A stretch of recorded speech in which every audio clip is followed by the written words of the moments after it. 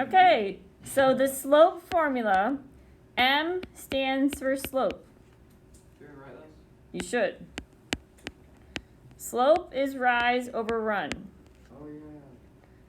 So in that case, you can say y1 minus y2 over x2, x1 minus x2.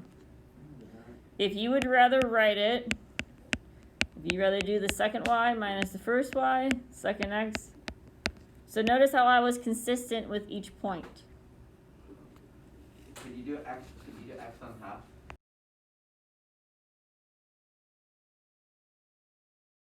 So, 1. oh, so the first thing, so you see the lines on the coordinate plane itself? So you want to choose points that cross the coordinate plane lines in the graph. So I chose these 2 points. And don't jump too far ahead. So basically, if you're going to do it the counting way, so you choose points that cross the coordinate stuff.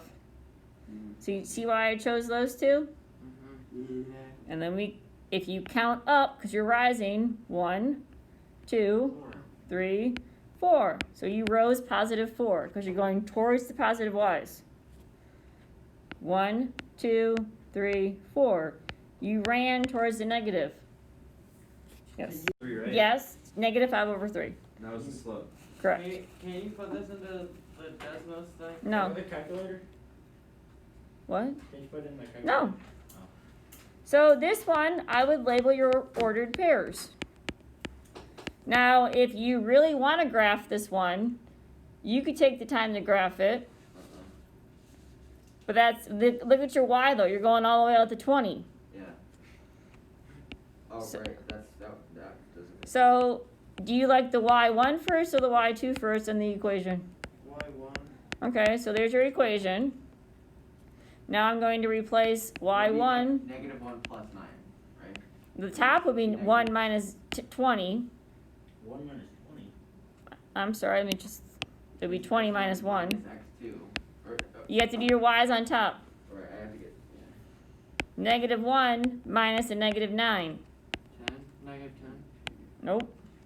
That'd be 8. So, That should be your answer.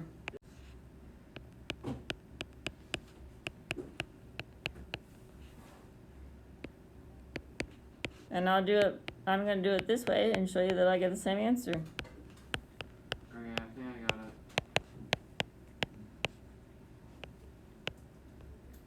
Did you get negative 21 over 25? 6 and 7. The directions say find the slope of each line. y equals mx plus b. So I'm giving it to you in this form. Wesley, which one of those letters is the slope? 3. Oh no, it's b. Nope, M is the slope. 3 over 5. So M is the slope, so the slope in this one is 3 over 5. 3 over 5.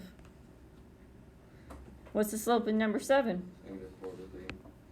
So all you had to do in this one was identify who is in the same position as the M.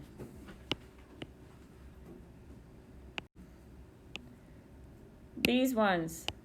You're looking for a slope of a line that's parallel to the given line. So you need to write this down. Parallel lines have the same slope, but different y-intercept.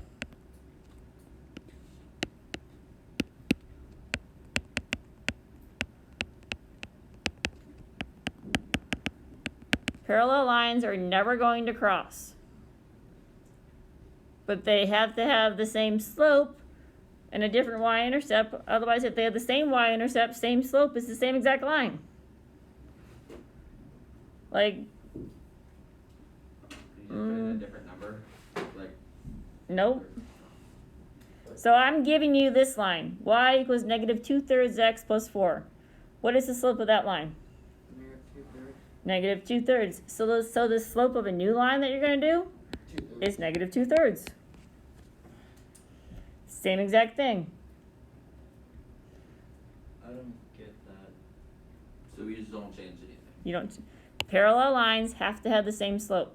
Are they ever going to intersect? No. You're the same line. No. Oh. They're only the same line if they have the same So- y-intercept. Okay. 9 would be m equals 4/3. Correct. 10 would be The- Just the slope, you don't have to do One. it. negative 1. Now, if you want to say negative 1 over 1, you can.